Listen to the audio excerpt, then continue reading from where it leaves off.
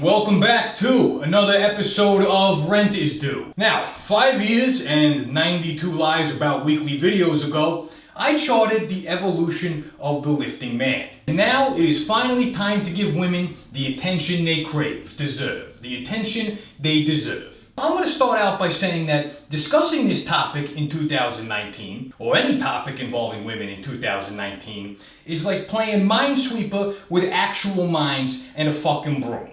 No clue how the rules work, just randomly clicking numbers, hoping you don't blow yourself up. Okay, so let's begin. But before we begin, I'd like to thank our sponsor and hero of this video, Dollar Shave Club, for willing it into existence with money.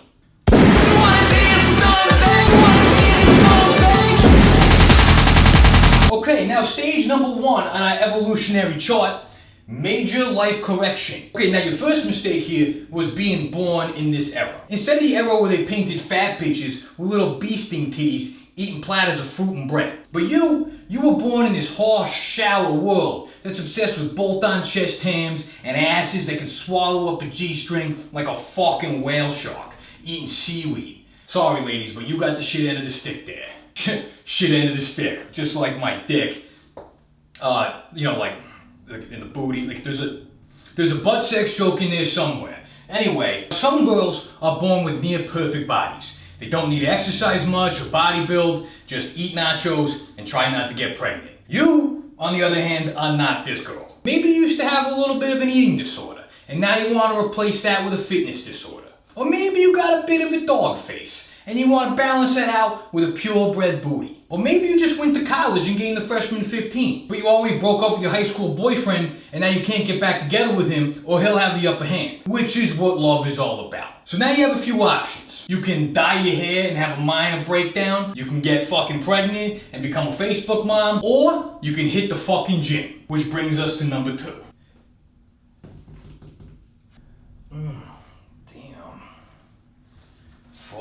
Fucking hot. Ooh. Anyway, okay, stage number 2, booty beginner. In every evolution and revolution, there is a spark that starts it all. In the American Revolution, it was the British Tea Party, which is now the Detox Tea Party. In human evolution, it was the fucking fish that grew fucking legs and thus, therefore, created the first ever booty. Booty is the asteroid that killed the dinosaurs and paved the way for butt play. The science is sound there, you cannot deny it. You see, at first, you were a little skeptical of the gym. You weren't sure about lifting because you didn't want to get bulky. But as soon as a girl gets a glimpse of those booty gains, she gets addicted to its power. It's like when Frodo put on the ring, but instead of going invisible, everybody starts looking at you and liking all your photos. Now you got a whole horde of horny fucking orcs that just want to eat your brown eye of Sauron. Sauron. The brown eye of Sauron. For you fucking nerds out there. Is that a sauce? Is that a type of fucking sauce? Toss that salad with extra fucking Sauron on it? Yeah, I'm gonna take that shit to Mordor. More backdoor. They call me Mount Doom. D-O-O-M. The extra O is for oh. Moving on to stage 3, obsession.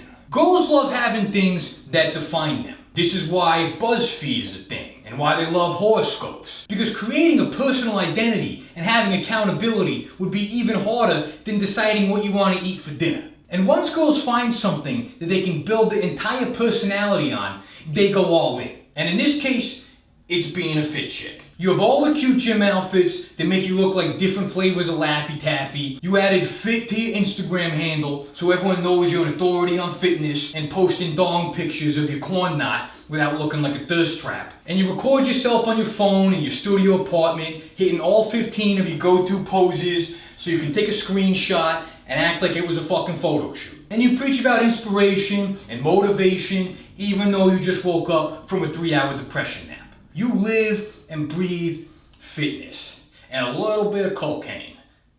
Now this is where we've come to a fork in the evolutionary chart. The evolutionary tree. The evolutionary, well, the trees go up, this goes down, roots, the evolutionary root vegetable. The evolutionary potato, that is the fit chick. The yam. The evolutionary yam. From obsession, you can take one of 2 paths. So we're going to start with the first and more common path. But first and now, a word from our sponsor, the Dollar Shave Club. Now you might be wondering, why Dollar Shave Club chose to sponsor a guy who's had a beard since back when YouTube used to actually pay their creators? Well, the truth is, I haven't always had this immaculate beard. In fact, I still remember the first time I shaved. I was a 13-year-old freshman in high school, and in one day, 3 separate people came up to me and told me I needed to shave my Guido stash. I ran home that day and sheared the shame right off my face, only to later realize how blessed I was to have the facial hair of a yak on steroids. But in order to keep this chin velvet looking sharper than a sultan at an LA nightclub, I used products from Dollar Shave Club, like their executive handle and blades to keep my beard edges looking like sacred geometry, or Dr. Carver's shave butter, so I can shave my Italian hair, which has the strength and texture of a grill brush, without my face looking like cheesy bread. So, click the link in the description below, or go to dollarshaveclub.com/BroScienceLife to get your starter kit for just $5. After that, re-ups ship regular sized products at regular sized prices. And thank you to Dollar Shave Club for adopting a Bro Science video. Okay, stage 4A, Fitfluencer. Now that you've become obsessed, you want what every girl wants, to get paid to get attention. But you'd also settle for being paid in validation, or trips to Tulum that are paid for by some guy who looks like Hulk Hogan's corpse. Many people ask when you're considered an influencer versus just social media vermin like everybody else. As soon as you promote your first affiliate code, you are officially considered an influencer. You could have 2,250 followers and promote CBD muffins for 4% off with code IT'sFitney bitch and somehow end up owing money. But it doesn't matter, because you are an influencer. You are literally influencing the minds of up to 1% of your following. That's 22.5 whole people. Now from here you can start scamming people into joining your entrepreneur pyramid scheme classes so they can learn how to make a successful career of pretending like they have a successful career. Which brings us to the end of this evolutionary branch or route or whatever, with stage 5A, bang model. You have reached the pinnacle of fit chick. You now dress like you're shooting a porn at a roller rink, and you're contractually bound to post 6 videos a week of you twirling in slow motion while holding a can of Four Locos Gay Cousin. You've heard the pickup line, "Hey, wanna bang?" so many times that it actually works now. And your next step in your climb to fame is making cameos in shitty Instagram comedy videos, or being used as weight in one of Bradley Martin's fake lifting videos. Now the other path you can take leads us over to stage 4B, to fitness bad bitch. Girls love 2 things, doing things you say they can't and proving people wrong. Which is why girls love cheating on you and then going through your phone to prove you were cheating on them. And now that you're obsessed with fitness, you gotta prove that you can do it better than the boys and that square body bitch that's been liking all your man's photos. And the moment you start getting traps, it's all over. You now have abs that connect to your pussy like one giant camel toe the length of your torso. You've entered a few local bikini competitions and you haven't had a carb or your period in 2 years. And then once you realize you can't sustain life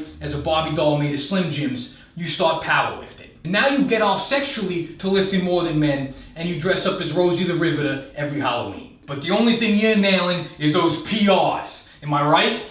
Am I right, ladies? Nailing those PRs? Please respond.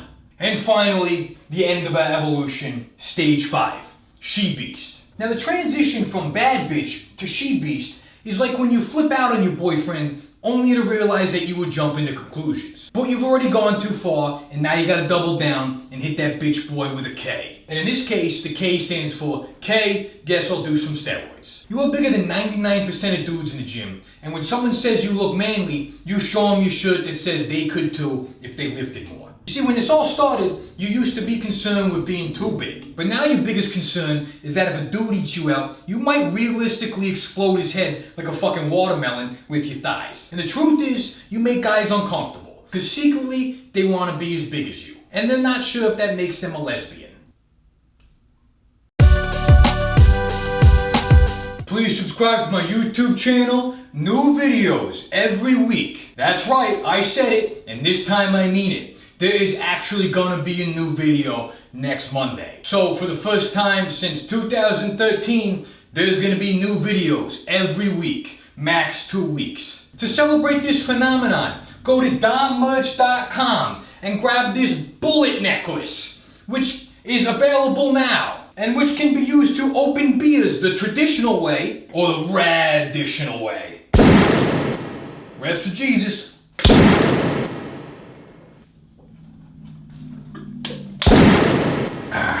Also, while I got you here, in honor of my current YouTube status, you can grab these